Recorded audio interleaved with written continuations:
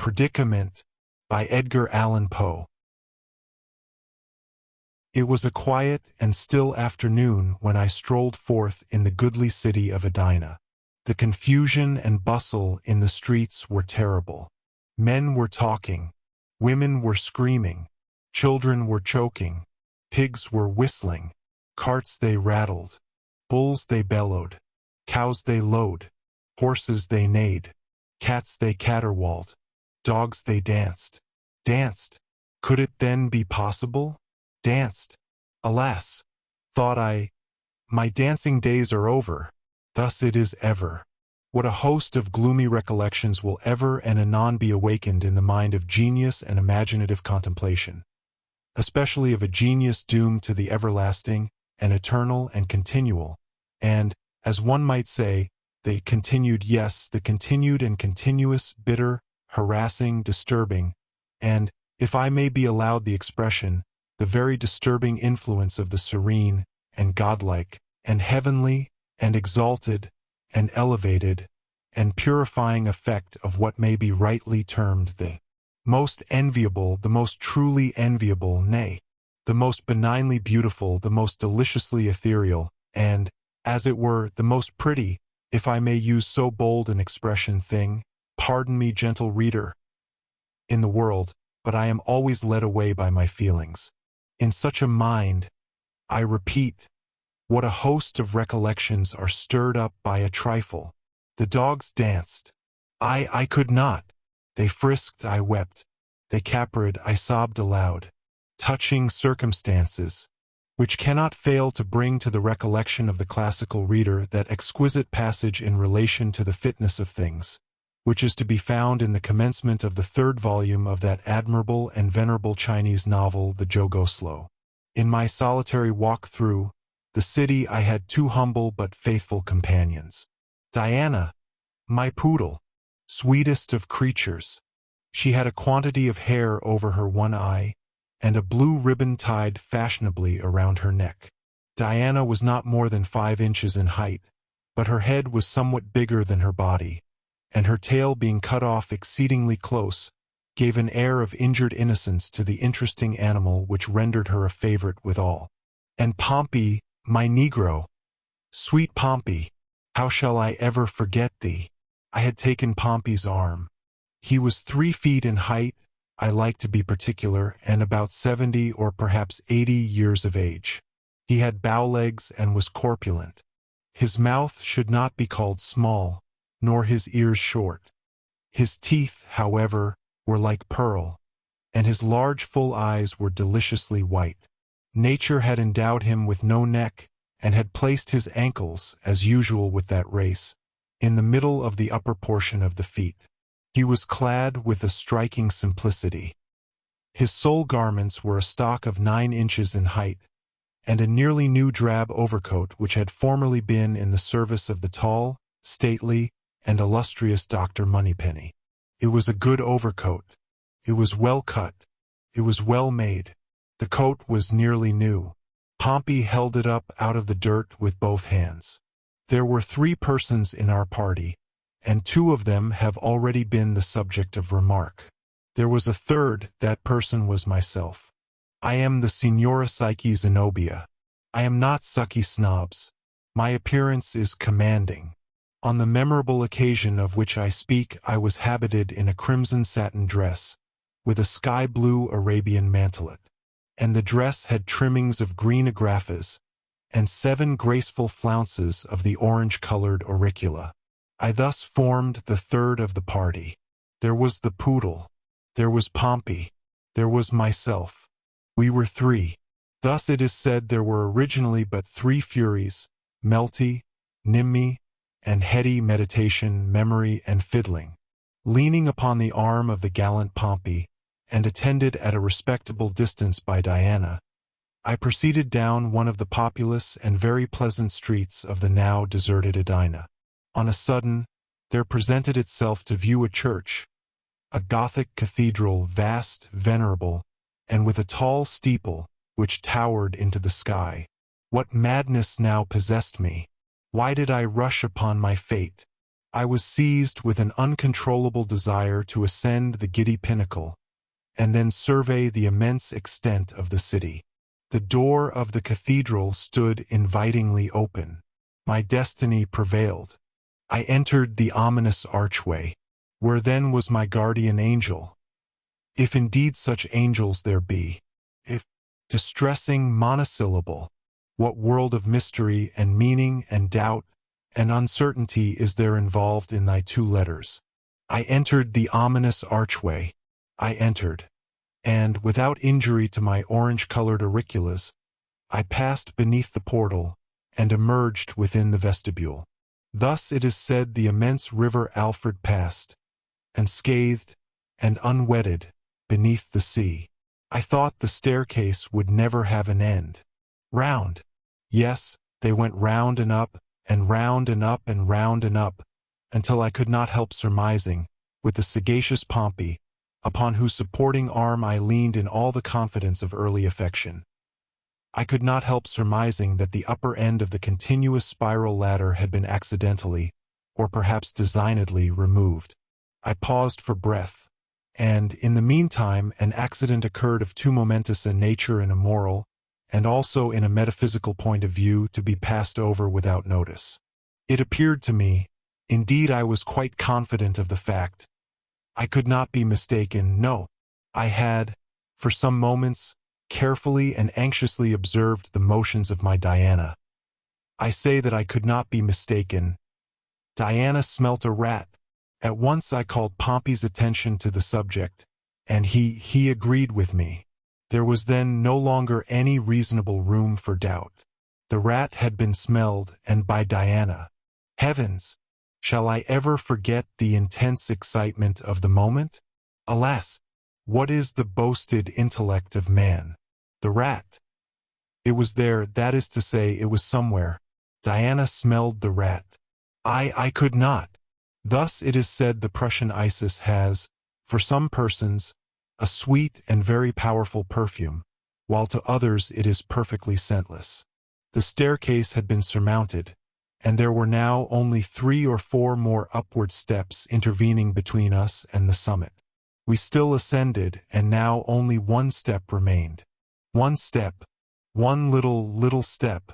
Upon one such little step in the great staircase of human life, how vast a sum of human happiness or misery depends.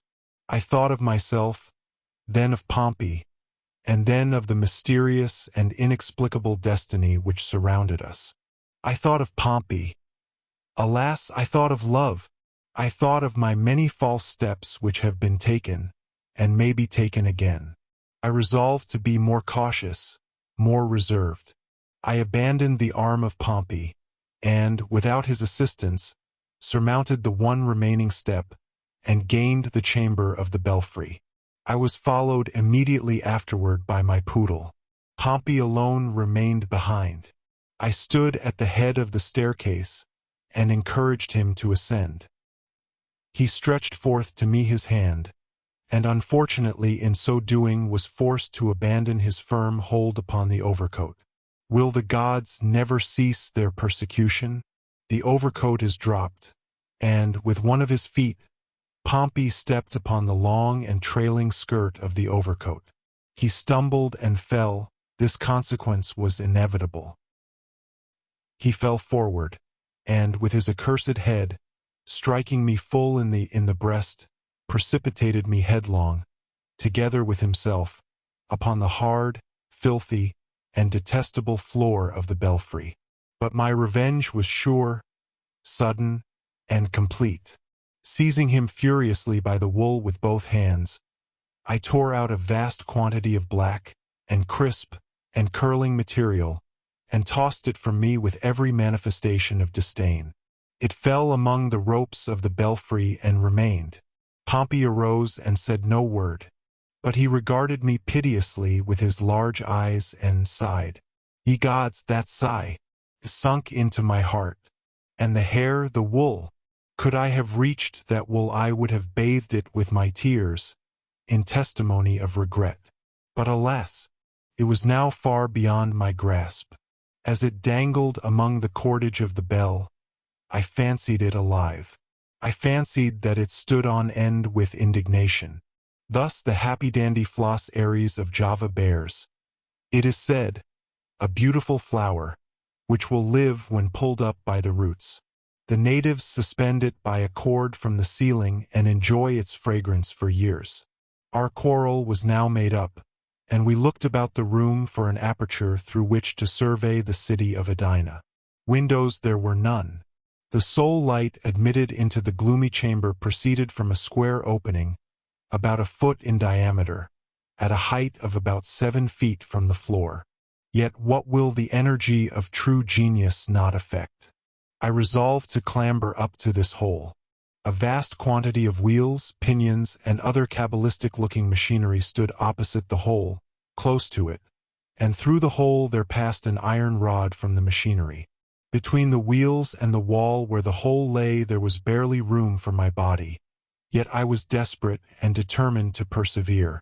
I called Pompey to my side. "You perceive that aperture, Pompey. I wish to look through it. You will stand here just beneath the hole, so. Now hold out one of your hands, Pompey, and let me step upon it. Thus. Now the other hand, Pompey, and with its aid I will get upon your shoulders." He did everything I wished, and I found, upon getting up, that I could easily pass my head and neck through the aperture. The prospect was sublime. Nothing could be more magnificent. I merely paused a moment to bid Diana behave herself, and assure Pompey that I would be considerate and bear as lightly as possible upon his shoulders. I told him I would be tender of his feelings, aussi tender que beefsteak. Having done this justice to my faithful friend, I gave myself up with great zest and enthusiasm to the enjoyment of the scene which so obligingly spread itself out before my eyes. Upon this subject, however, I shall forbear to dilate. I will not describe the city of Edinburgh. Every one has been to the city of Edinburgh. Every one has been to Edinburgh, the classic Edina. I will confine myself to the momentous details of my own lamentable adventure. Having, in some measure, satisfied my curiosity in regard to the extent, situation, and general appearance of the city, I had leisure to survey the church in which I was, and the delicate architecture of the steeple. I observed that the aperture through which I had thrust my head was an opening in the dial plate of a gigantic clock, and must have appeared, from the street, as a large keyhole, such as we see in the face of the French watches. No doubt the true object was to admit the arm of an attendant, to adjust, when necessary, the hands of the clock from within. I observed also, with surprise, the immense size of these hands, the longest of which could not have been less than 10 feet in length, and, where broadest, 8 or 9 inches in breadth. They were of solid steel apparently, and their edges appeared to be sharp. Having noticed these particulars, and some others, I again turned my eyes upon the glorious prospect below, and soon became absorbed in contemplation. From this, after some minutes, I was aroused by the voice of Pompey, who declared that he could stand it no longer, and requested that I would be so kind as to come down. This was unreasonable, and I told him so in a speech of some length. He replied, but with an evident misunderstanding of my ideas upon the subject. I accordingly grew angry, and told him in plain words, that he was a fool, that he had committed an ignoramus e clenchi, that his notions were mere insomere bovis, and his words little better than an enemywary barem. With this he appeared satisfied, and I resumed my contemplations. It might have been half an hour after this altercation when, as I was deeply absorbed in the heavenly scenery beneath me, I was startled by something very cold which pressed with a gentle pressure on the back of my neck. It is needless to say that I felt inexpressibly alarmed. I knew that Pompey was beneath my feet, and that Diana was sitting, according to my explicit directions, upon her hind legs, in the farthest corner of the room. What could it be? Alas! I but too soon discovered. Turning my head gently to one side, I perceived, to my extreme horror, that the huge, glittering, cinder-like minute hand of the clock had, in the course of its hourly revolution, descended upon my neck. There was, I knew, not a second to be lost. I pulled back at once, but it was too late. There was no chance of forcing my head through the mouth of that terrible trap in which it was so fairly caught, and which grew narrower and narrower with a rapidity too horrible to be conceived. The agony of that moment is not to be imagined. I threw up my hands and endeavored, with all my strength, to force upward the ponderous iron bar. I might as well have tried to lift the cathedral itself. Down, down, down it came, closer and yet closer. I screamed to Pompey for aid, but he said that I had hurt his feelings by calling him an ignorant old squint-eye. I yelled to Diana, but she only said bow wow wow, and that I had told her on no account to stir from the corner. Thus I had no relief to expect from my associates. Meantime the ponderous and terrific scythe of time, for I now discovered the literal import of that classical phrase, had not stopped, nor was it likely to stop in its career. Down and still down it came.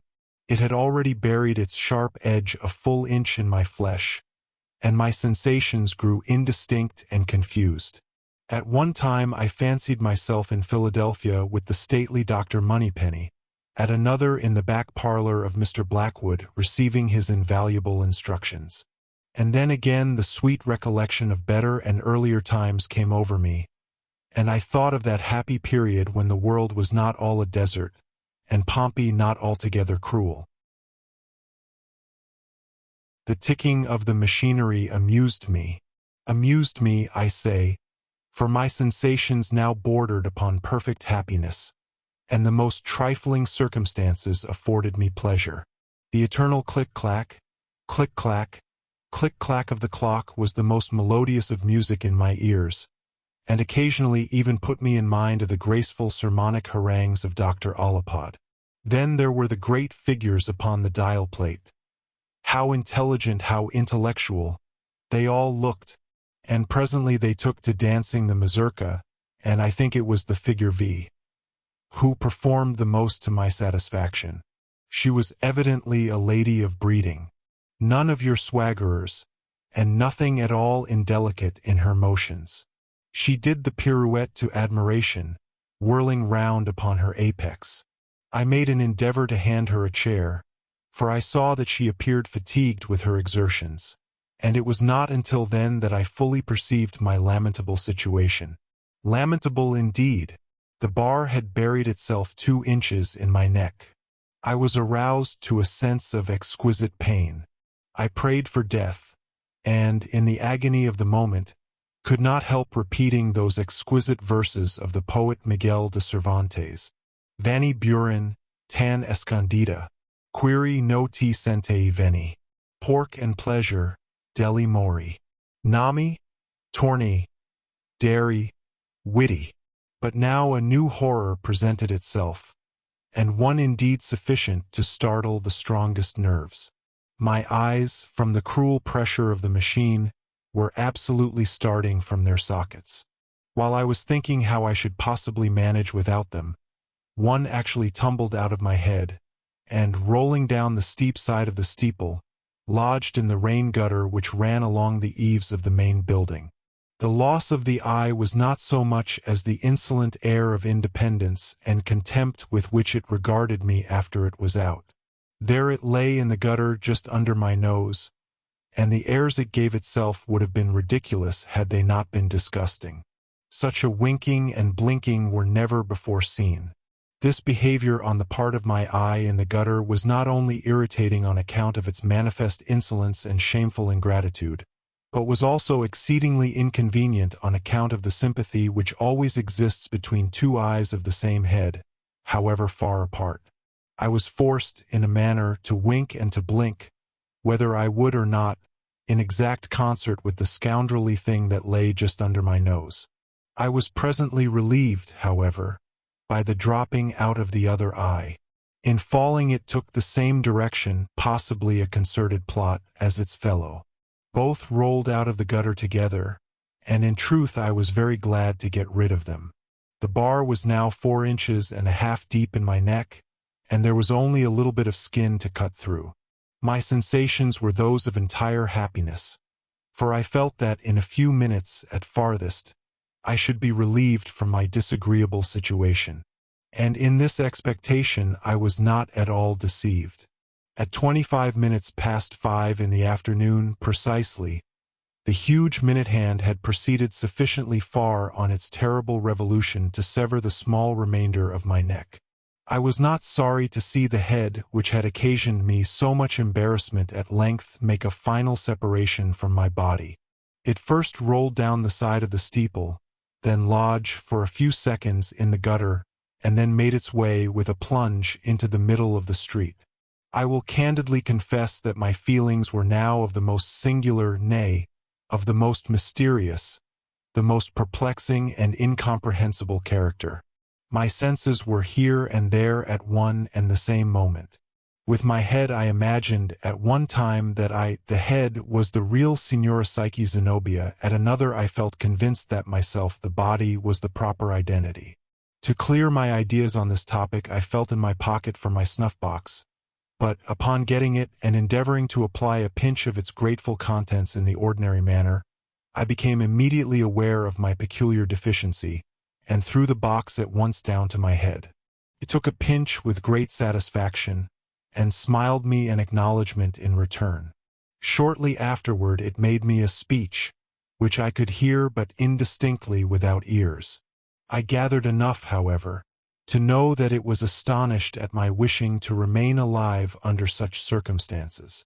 In the concluding sentences it quoted the noble words of Ariosto, "El pover amice non sera corte," and "have a combat tenti eri morti," thus comparing me to the hero who, in the heat of the combat, not perceiving that he was dead, continued to contest the battle with inextinguishable valor.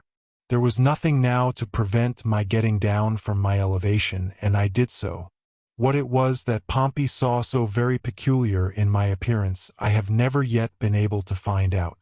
The fellow opened his mouth from ear to ear, and shut his two eyes as if he were endeavoring to crack nuts between the lids.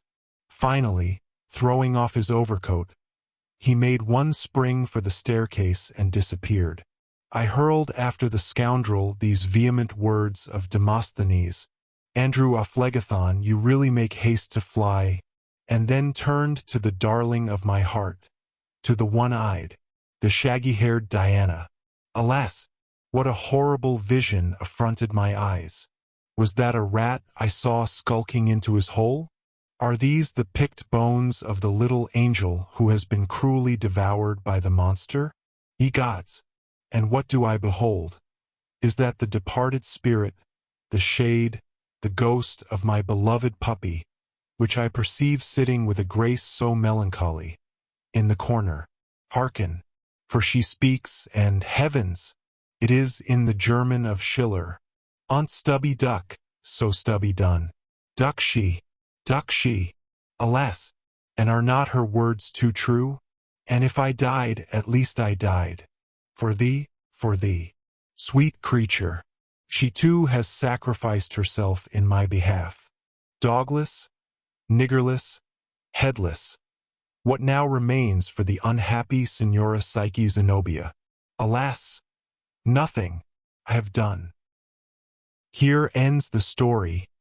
Predicament by Edgar Allan Poe. Dear listener, we close the pages on another tale, a journey through words, imagination, and emotion. Here at the Falls Audiobook, where stories flow like a river's current, carrying you to distant worlds and uncharted depths. We thank you for joining us. As always, we invite you to linger a little longer.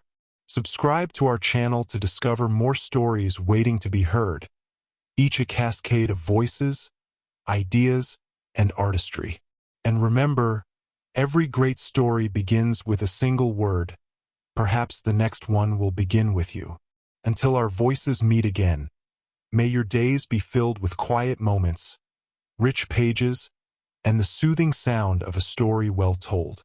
This is the Falls Audiobook, signing off.